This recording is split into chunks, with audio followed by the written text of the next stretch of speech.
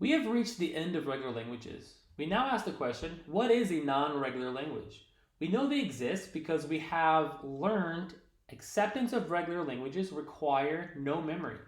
So we need only find an example language that requires memory to accept. In this lecture, we are going to see some example non-regular languages and learn a powerful technique for proving a language is non-regular called the pumping lemma. But first, let's consider an example. This language is a non-regular language. Let's consider why. Suppose L is regular, then we would have a DFA that accepts L. So consider the word W given here. Accepting W begins here and moves to the next symbol, but we completely lose the first zero. And so how do we know we have the same number of ones? We don't and we can't because we have no mechanism for storing this information, because regular languages are not supposed to have memory. This is all well and good, but how do we actually prove there is no DFA at all for L? That is, how do we prove that it's impossible to write down a DFA for L? This is the job for the pumping lemma. Every regular language has a property called pumping. Suppose we have the language L1 and the word W. We could pump W up by finding a middle section of W that can be repeated while remaining in the language L1. For example, W can be broken up into three words, X, Y, and Z. And if we repeat Y, we stay in L1. And if we repeat it again, we stay in L1 again. In fact, even if we delete Y, we remain in L1. This act of finding Y and then repeating it 0 more times is called pumping W. As we can see, we can pump Y any number of times and remain in L1. This property of regular languages is called the pumping lemma. This is the statement of the pumping lemma for regular languages. Let's go through it piece by piece. First, we begin with a regular language L. Then there is this number P called the pumping length. This number depends on the fact that L is regular and it is requiring we only consider words whose length is at least P. Well, this arises due to the fact that not every word in a regular language is actually pumpable. Consider our example from earlier. I chose this word because I knew it was large enough to be pumpable.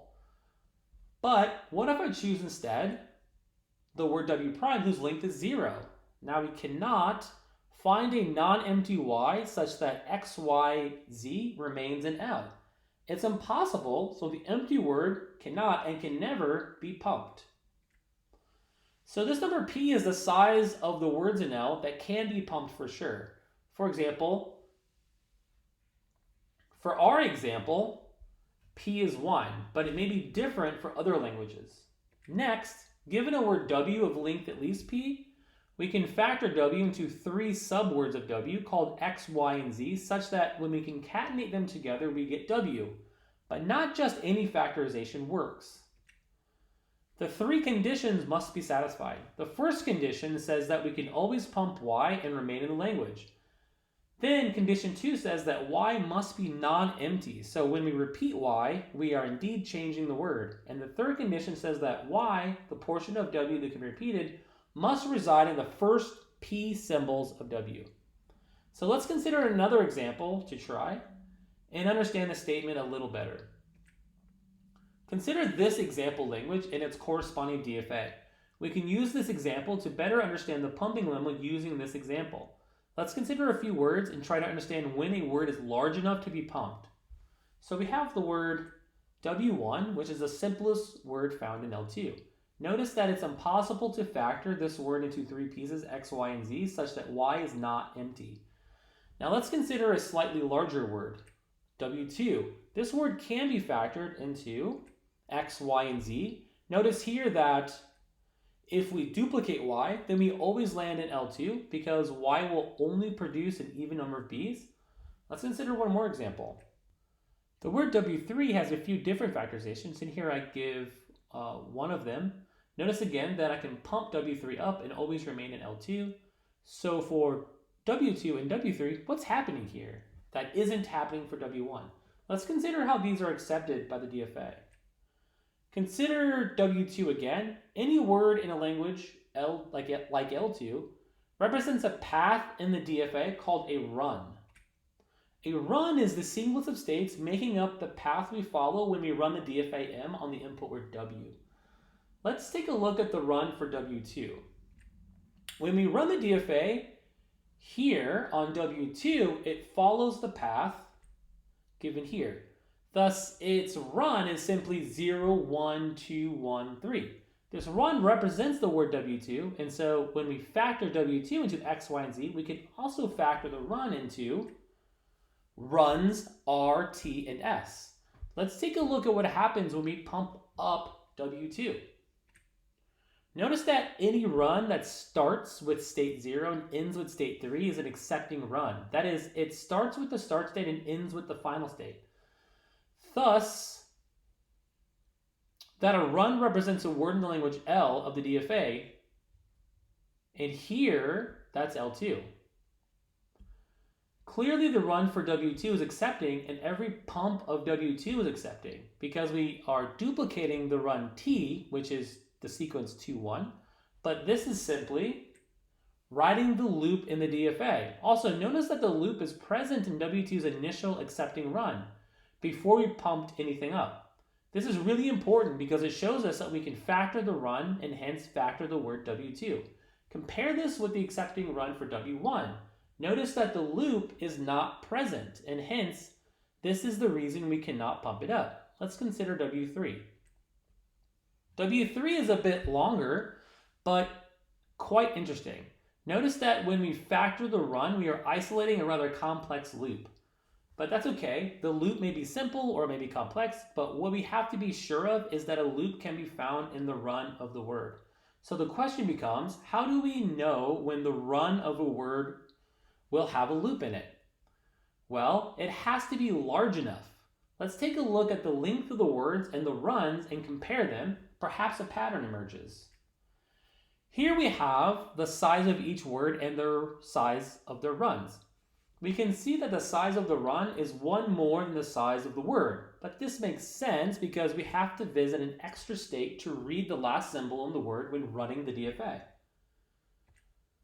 The words we can factor and pump meeting the condition of the pumping lemma are at the very least one less than the number of the states in the DFA. But this means its run must be of the size at least the number of the states in the DFA. If we have a word of this size, then we are guaranteed that a state was repeated. But how is this guaranteed? The pigeonhole principle implies this. It says that if we have M items that we want to place in N containers, say some buckets, but we have more items than buckets, then it must be the case that one of the buckets has more than one item in it. For runs, the pigeonhole principle states that if we have a run that is larger than the number of states in the DFA, then it must be the case that a state in the run is repeated. This repeated state exposes that we had to go over a loop when running the DFA, or a state would have never been repeated. Going back to our example, we can see that in this example, W1 cannot be factored because it isn't big enough to expose a loop. Also in this example, W2 does expose a loop, but this is true only for this example because the run has exactly the same number of states as the DFA does. And so the pigeonhole principle doesn't actually kick in yet. Now W3 does indeed have a size greater than the number of states in the DFA, and thus it must have a repeated state, and indeed we can see that it does.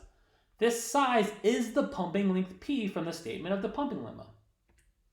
The number P is abstracted, but in the proof of this result, which we basically just covered, is one less than the number of states in the DFA, because we are dealing with words instead of runs. We abstract P because we don't really care what it is, and it changes given a language L. All we need to know is that it exists, and that we need words at least that size.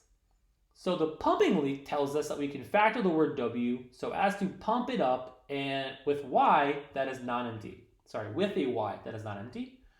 This then says that the run of the word W exposes a loop in the DFA that is then used to pump up the word so that the pumped up words are still in the language. In class, I'll show you how to use this result to prove languages are non-regular.